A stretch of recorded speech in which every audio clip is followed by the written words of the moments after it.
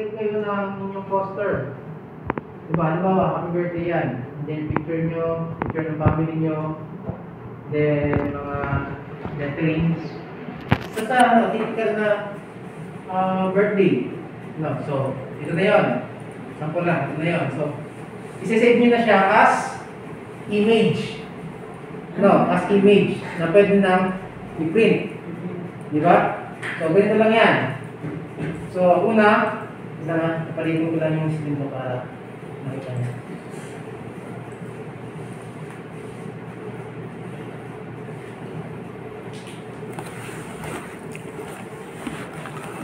Okay. So, una, i-click nyo lang kung nasan yung slides. Okay?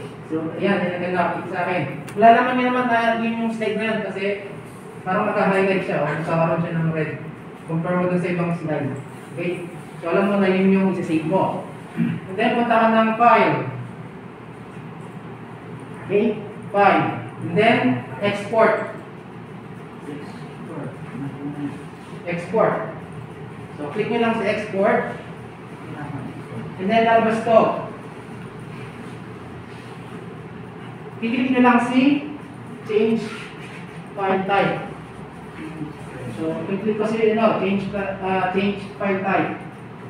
Then, lalabas to. Anong gagawin ko sa slide? Gagawin ko siyang image. Tama? So, dito, meron nakalagay na JPEG at PNG. Okay, so, maaaring din sa dalawang yan, walang problema. Image na siya pag snake mo. Pero ako, ginagawa ko lagi is naka-PNG lagi ako. PNG lagi ginagamit ko. So, i-click ko lang si PNG. Okay? Kailangan hindi kita yung buong slide.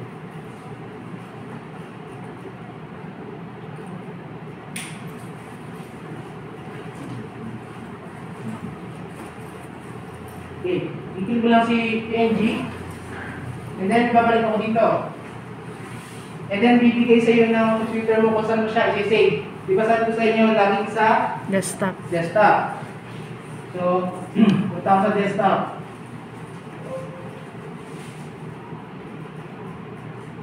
Punta ako sa desktop. Click ko sa desktop. Okay?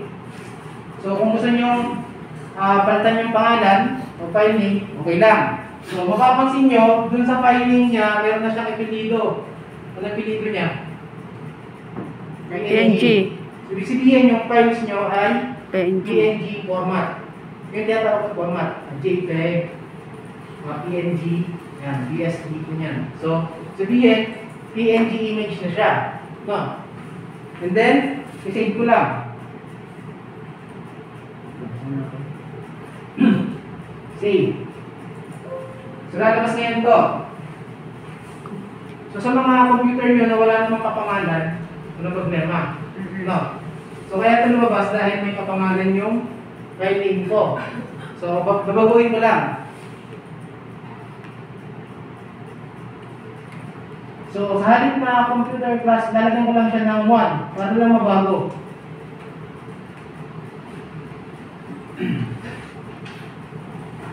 Para lang mabago yung file name niya kasi kung wala namang kapangalan yun sa folder ng computer niyo, walang lalabas na ganun. Okay? Baka mamaya bigla kayo at may ganun. Okay? Then save nyo lang. Sir. Okay. So ngayon lalabas to. Ito, importante ito. Lalabas to. Sabi ni PowerPoint, all slide ba? Or just this one? So just this one lang, kasi ito lang yung inyong isi-save. Diba? So click nyo lang siya. Okay na. So nasa desktop na siya. Para kung makikita, exit ko lang to. So dito na siya. Yan. So makikita nyo dalawa yung copy ko kasi dahil muna ng sinave ko. Kaya siya nagsabi na, oy, may kapangalan na yung mo. Image mo. Kasi nakasave na siya sa akin dito. So anong nangyari ito? Nakalagay na computer plus 1. Okay, so ngayon meron na kayong image. I-click nyo lang si image. I-save nyo sa USB.